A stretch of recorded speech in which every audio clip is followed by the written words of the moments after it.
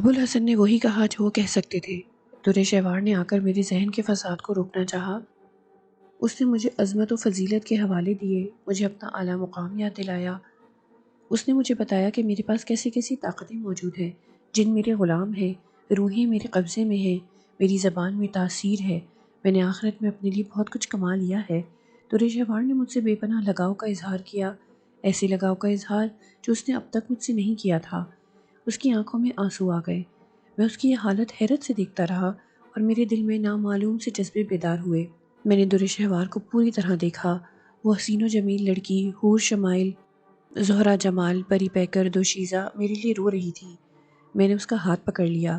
دری، میں نے جذبات بھرے لہجے میں کہا، دری میرے پاس سے چلی جاؤ، میرا نفس مجھے ورغلا رہا ہے، میں تمہارے زہد شکن حسن سے متاثر ہو رہا ہوں، چلی جاؤ، تم بہت حسین ہو، میری فضیلت سے زیادہ برتر تمہارا حسن ہے۔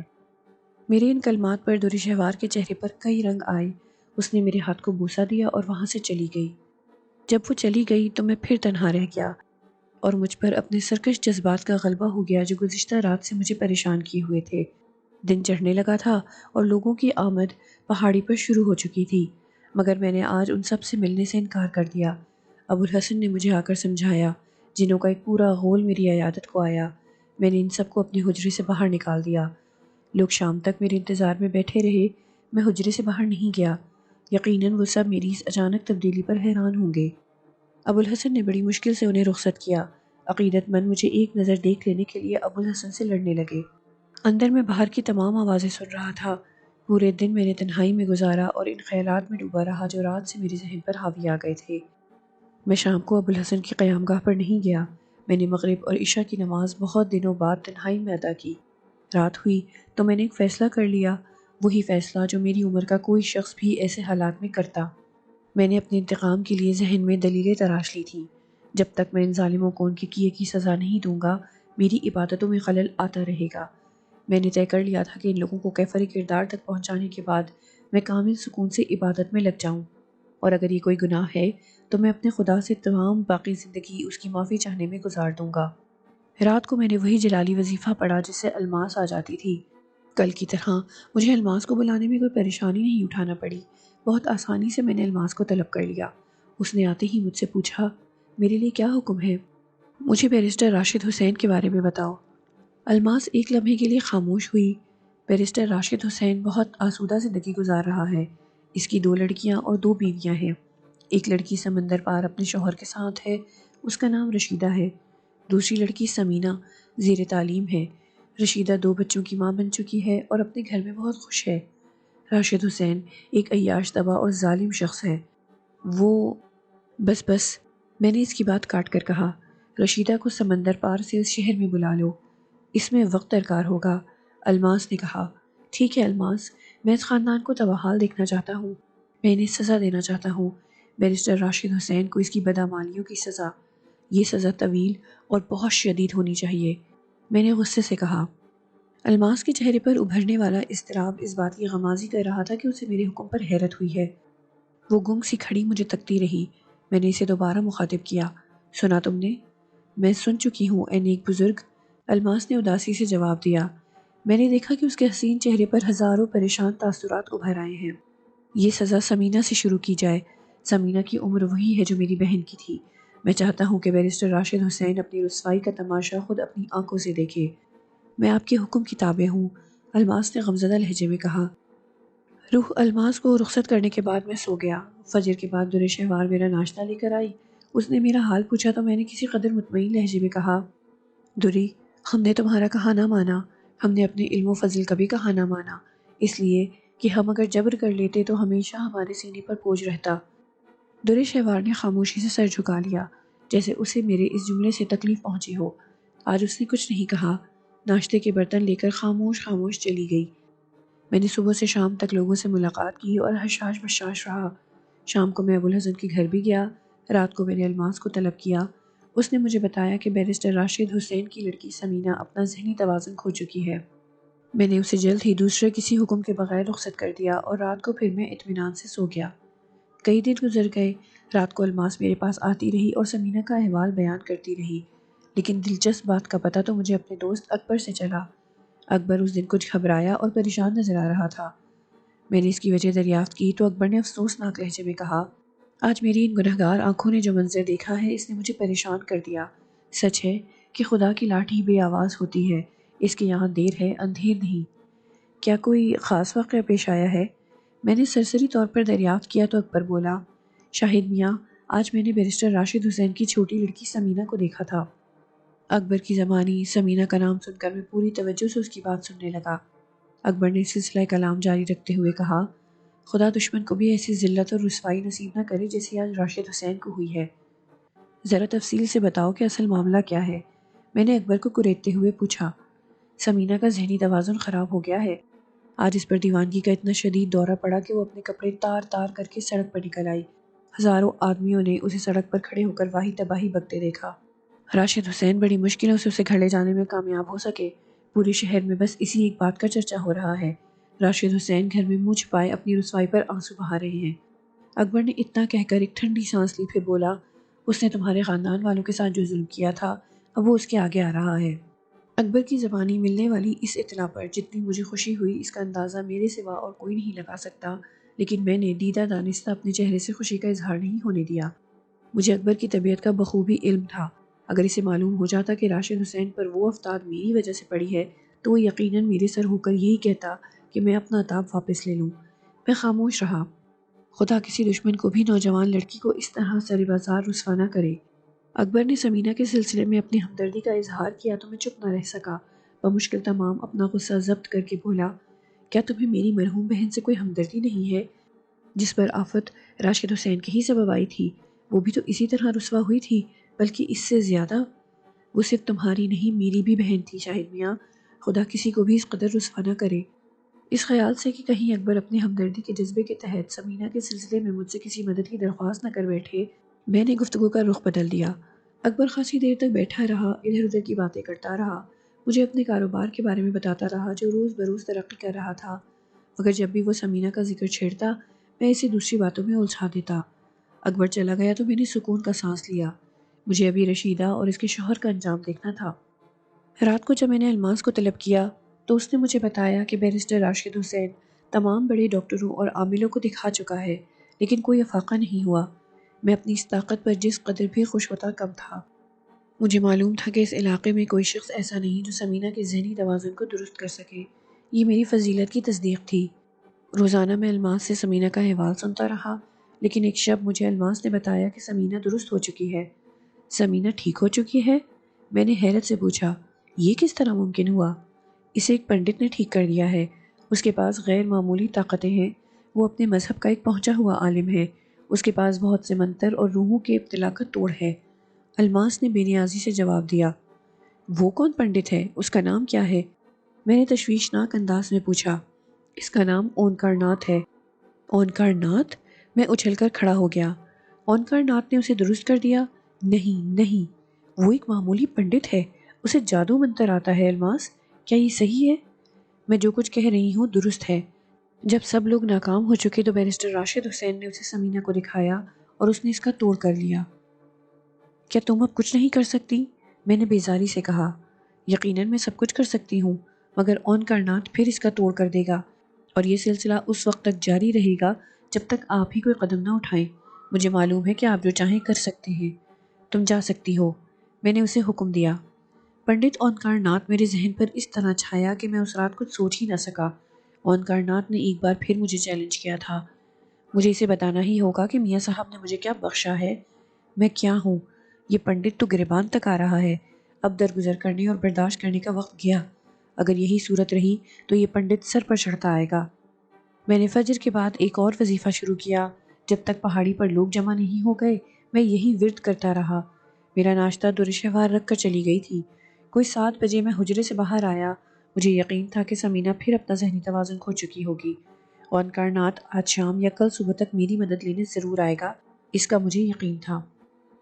پہاڑی پر حسب معمول لوگوں کا ہجوم تھا۔ میں جب حجرے سے باہر آیا تو روزانہ آنے والے 2 عقیدت مند رحیم خان اور شمشیر علی نے بے تابانہ سب سے پہلے اٹھ کر میرے ہاتھوں کو بوسہ دیا۔ تھوڑی دیر پہلے جس مجموعے میں ہلکی ہلکی سرگوشیوں کی آوازیں ابھر رہی تھیں اب وہاں میری آمد کے بعد مکمل خاموشی تھی۔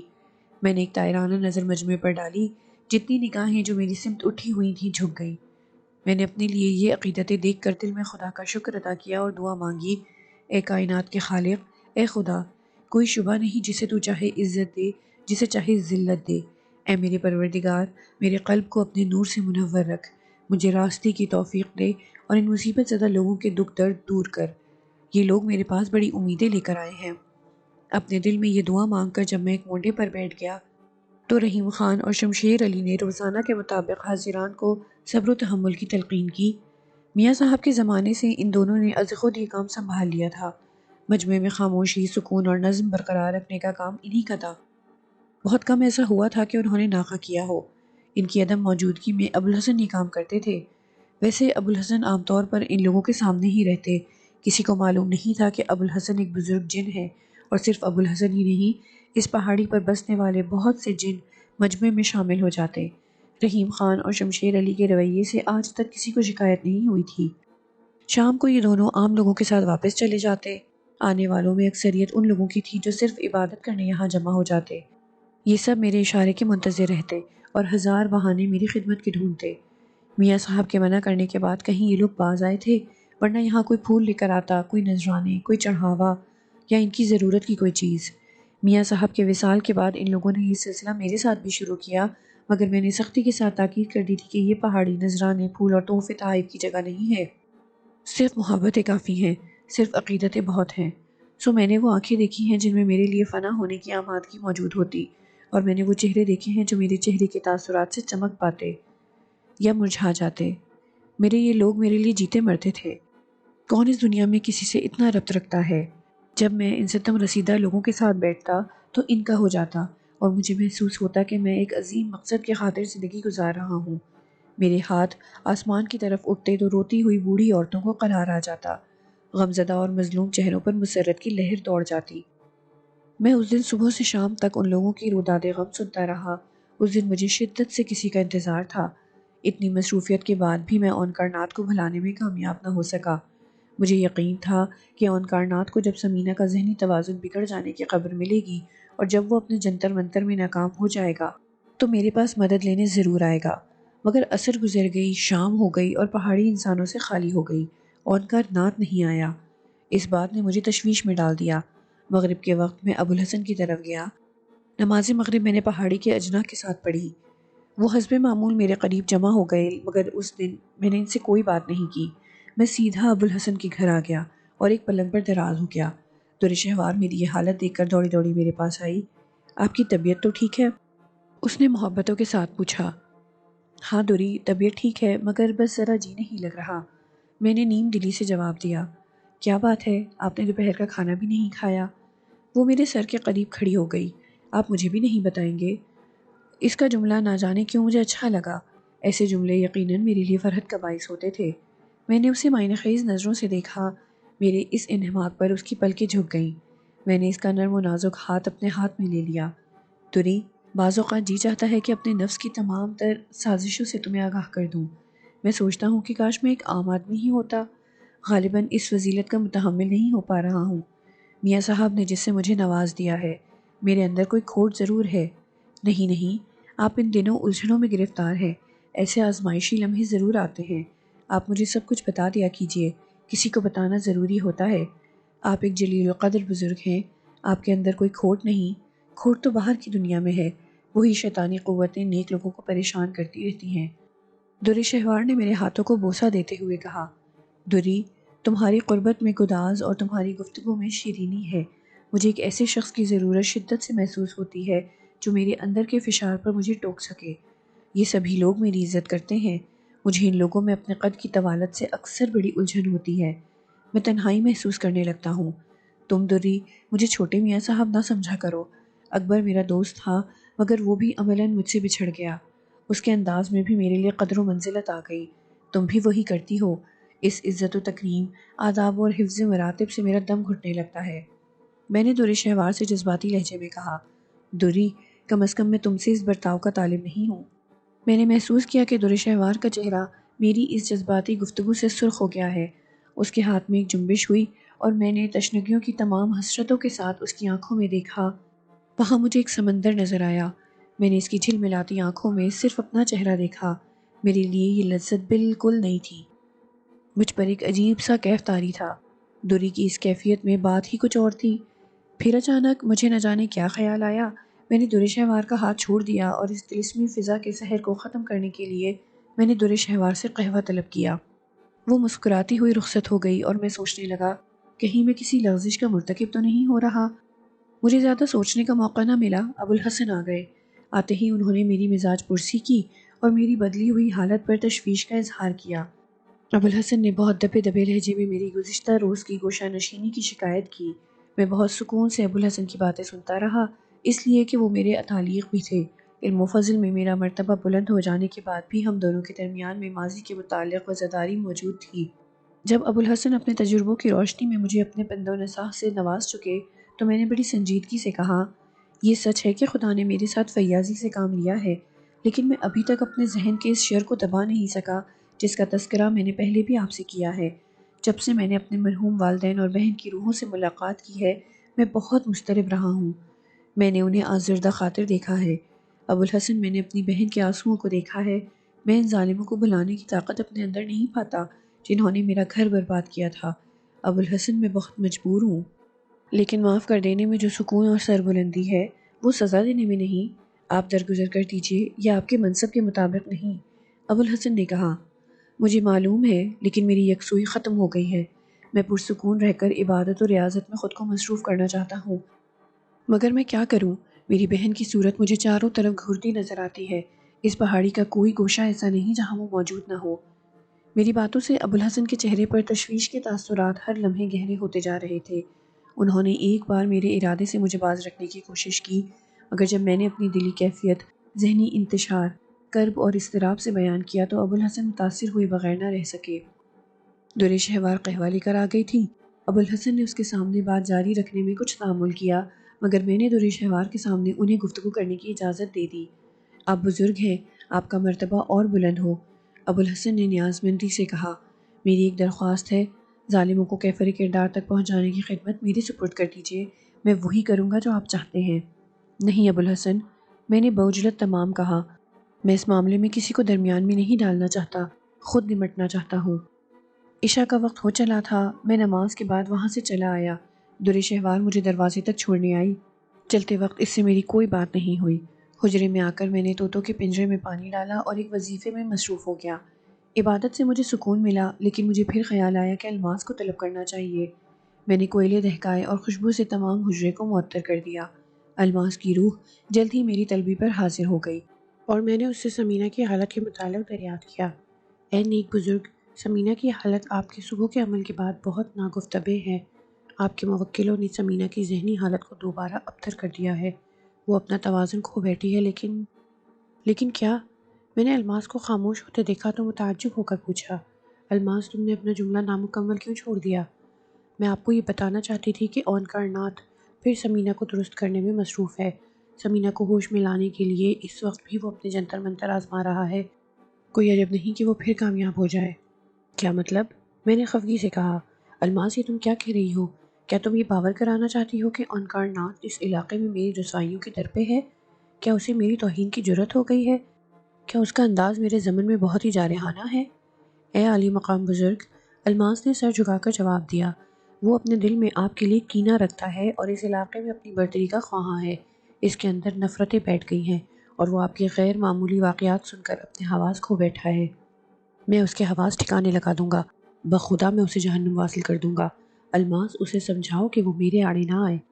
میں جذبات کی روح میں بہہ چلا تھا، لیکن فوراً ہی خود پر قابو پا لیا اور الماس سے بولا، اے روح الماس، اے نیک سیرت دوشیزہ، تمہیں جانے کی اجازت ہے، مگر مجھے ان دنوں شاید تمہاری ضرورت زیادہ پڑے۔ میں آپ کے حکم کی تابع ہوں، روح الماس نے عاجزی سے جواب دیا۔ وہ ایک لمحے میں دوہے میں تحلیل ہو گئی اور طوطوں نے شور کرنا شروع کر دیا۔ میں اس وقت بہت مشتعل تھا۔ طوطوں کی چیخ پکار مجھے بہت بری لگی۔ میں نے انہیں جھڑک دیا، نامراد، خاموش ہو جاؤ۔ ان میں سے ایک طوطے نے مجھ سے کہا، کش میاں صاحب، کش میاں صاحب۔ وہ ٹوٹے پھوٹے لہجے میں وہ ایک وظیفے کی رٹ لگانے لگا۔ ٹھیک ہے، ٹھیک ہے، میں نے اسے مخاطب کر کے کہا، مجھے یاد آ گیا، میں ابھی دیکھتا ہوں اون کائنات کیسی جرأتیں کر رہا ہے۔ طوطے نے اس وقت مجھے ایک ایسا عمل یاد دلا دیا تھا جو میاں صاحب نے بطور خاص مجھے ودیعت کیا تھا۔ میں نے طوطے کی طرف تحسین آمیز نظروں سے دیکھا اور جلد ہی اپنا عمل شروع کر دیا۔ میں کوئی گھنٹے 2 گھنٹے گرد و پیش سے بے خبر اسی وظیفے کا ورد کرتا رہا، پھر مجھے محسوس ہوا کہ میری بصارت وسیع ہوتی جا رہی ہے، اندھیرا چھٹ رہا ہے اور میں حجرے کے اندر بیٹھا ہوا حجرے کے باہر دیکھ رہا ہوں۔ میں پہاڑی میں ادھر ادھر گھوم رہا ہوں، درے شہوار کی طرف نکل جاتا ہوں۔ میں نے دیکھا کہ وہ اسی پلنگ پر دراز ہے جس پر میں شام کو بیٹھا تھا۔ اس کے چہرے پر ملکوتی حسن ہے، اس کی زلفیں رخساروں پر جھول گئی ہیں۔ میں درے شہوار کو دیکھتا ہوا پہاڑی سے نیچے اتر گیا اور جب میں نے یہ ارادہ کیا کہ میں بیرسٹر راشد حسین کے مکان میں داخل ہو کر سمینہ کی حالت دیکھوں تو لمحوں میں وہ منظر میرے سامنے آ گیا جسے دیکھنے کے لیے میں نے یہ مشکل ترین وظیفہ پڑھا تھا۔ میری آنکھیں اسی کمرے میں پہنچ گئیں جہاں سمینہ ایک آرام کرسی پر رسیوں سے جکڑی بیٹھی اپنے سر کو دیوانگی کی حالت میں ادھر ادھر جھٹک رہی تھی۔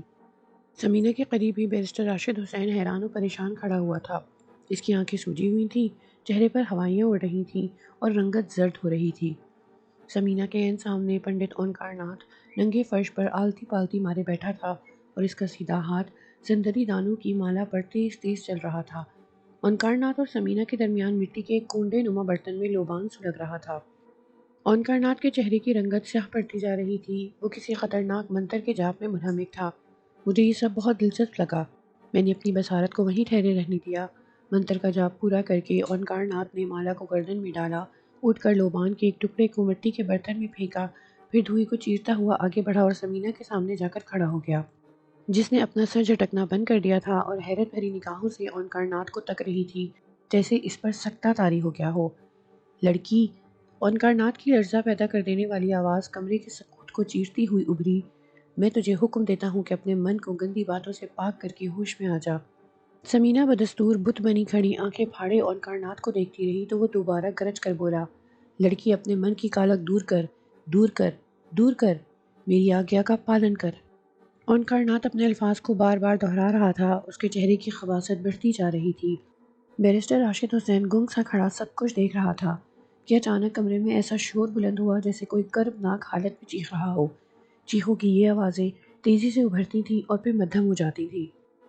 لوبان کی آگ، اونکار ناتھ کے منتر کی آواز اور چیخوں نے اس منظر کو بہت پرہیبت بنا دیا تھا۔ سمینہ نے دوبارہ پاگلوں کی طرح سر کو زور زور سے جھٹکنا شروع کر دیا تھا۔ اب اونکار ناتھ کی حالت غیر ہو گئی۔ بیرسٹر راشد حسین جو اب تک ششتر کھڑا یہ منظر دیکھ رہا تھا مردہ آواز میں بولا، پنڈت جی یہ کیسی آوازیں تھیں؟ میرے منتر کے بیر جادو کا توڑ کر رہے تھے۔ پنڈت اونکار ناتھ نے غصے کی حالت میں جواب دیا۔ تو کیا ہوا؟ بیرسٹر نے بڑی امیدوں کے ساتھ پوچھا۔ خاموش ہو اور دیکھتے جاؤ، پنڈت نے بیرسٹر کو جھڑک دیا۔ بیرسٹر راشد حسین کو جیسے سانپ سونگھ گیا، وہ ایک طرف بالکل خاموش کھڑا رہا۔ جب تک میں موجود ہوں راشد حسین تمہیں چنتا کرنے کی ضرورت نہیں۔ کوئی چھوٹا موٹا منتر ہوتا تو میں کب کا ٹھیک کر دیتا، مگر اب کہ اس پاپی نے کچھ محنت سے کام لیا ہے، میں جانتا ہوں کہ وہ کون ہے، لیکن بیرسٹر میں نے ہار ماننا نہیں سیکھا۔ لڑکی کو ہوش میں لانے کے لیے کوئی اور اپائے کرنا ہوگا، اونکار ناتھ نے پورے عزم کے ساتھ کہا۔ اونکار ناتھ کی مایوسی دیکھ کر میرے ہونٹوں پر بے اختیار ایک تلخ مسکراہٹ ابھری۔ میں نے لاپرواہی سے اسے دیکھا اور اپنی بصارت کو وہاں سے واپس لے آیا۔ وہ سارا منظر چشم زدن میں میری آنکھوں سے اوجھل ہو گیا۔ میں نے اس وحشت انگیز دید کے بعد اطمینان کی سانس لی اور حجرے کی چھت کی طرف دیکھا۔ اس کے بعد بھی میں دیر تک جاگتا رہا اور سوچتا رہا۔ پتہ نہیں کب میری آنکھ لگ گئی۔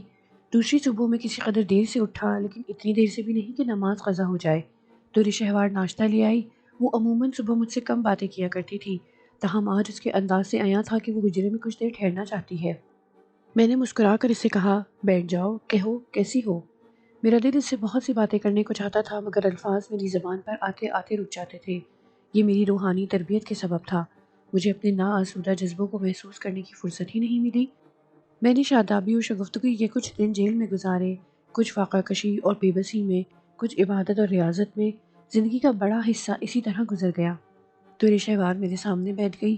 اچھی ہوں، آپ کے مزاج کیسے ہیں؟ میں بھی ٹھیک ہوں۔ رات میں نے ایک منفرد قسم کا عمل کیا ہے دری، میں نے کہا۔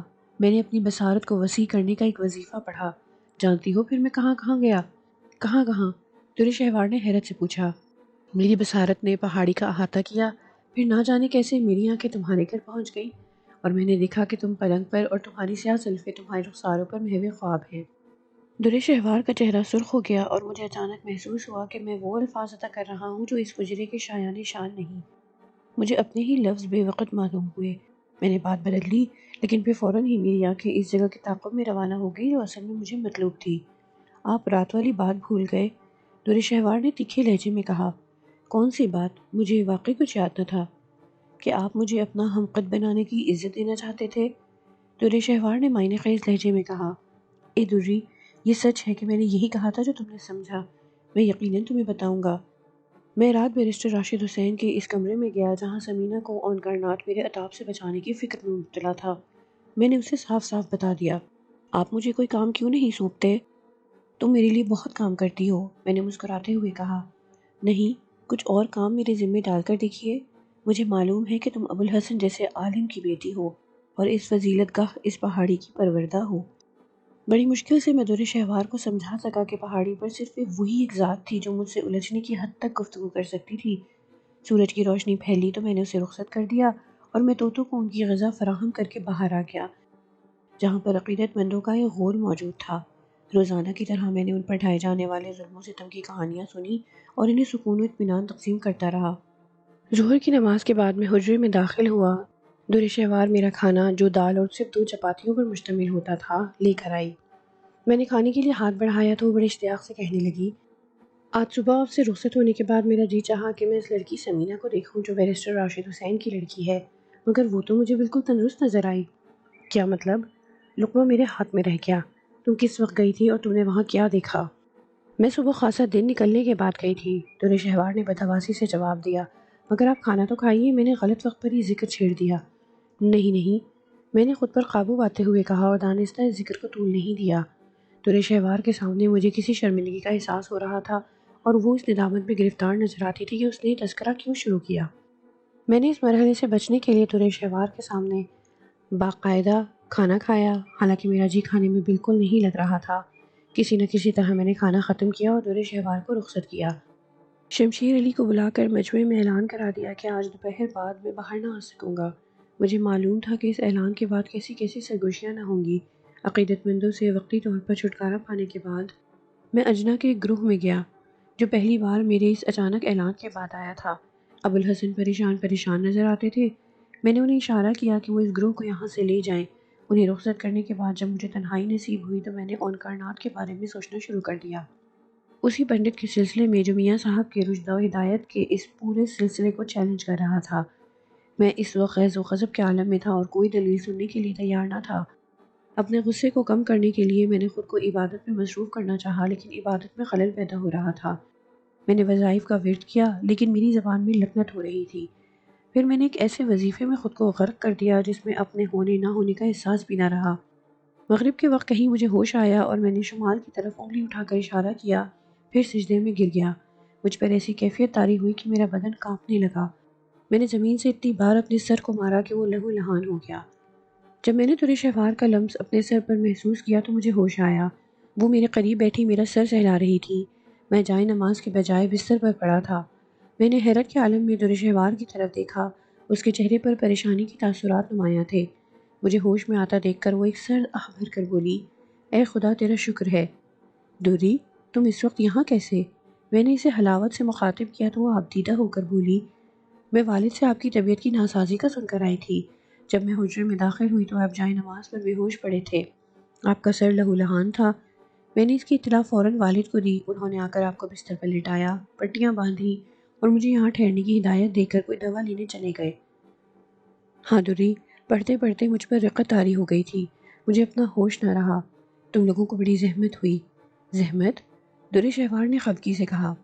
تھوڑی دیر میں ابوالحسن آ گئے اور در شہوار اٹھ کر کھڑی ہو گئی۔ ان کے ہاتھ میں ایک کوزہ تھا۔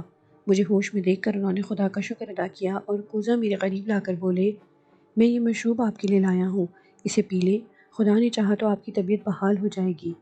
میں نے وہ مشروب حلق میں انڈیل لیا۔ جب تک در شہوار حجرے میں موجود رہی، ابوالحسن ادھر ادھر کی گفتگو کرتے رہے۔ مجھے کچھ دنوں تک مکمل آرام کا مشورہ دیا، لیکن جب در شہوار چلی گئی تو انہوں نے باتوں کا رخ بدل کر سنجیدگی سے کہا، میاں صاحب، خدا آپ کی عظمتوں کو دو چند کرے، آپ کو علم کی برتری سے سرفراز کرے، لیکن میری بھی تمنا پوری ہو جاتی اگر آپ نے مجھے کسی خدمت کے قابل سمجھا ہوتا۔ میں یہ دوا لے کر شہر سے آ رہا ہوں۔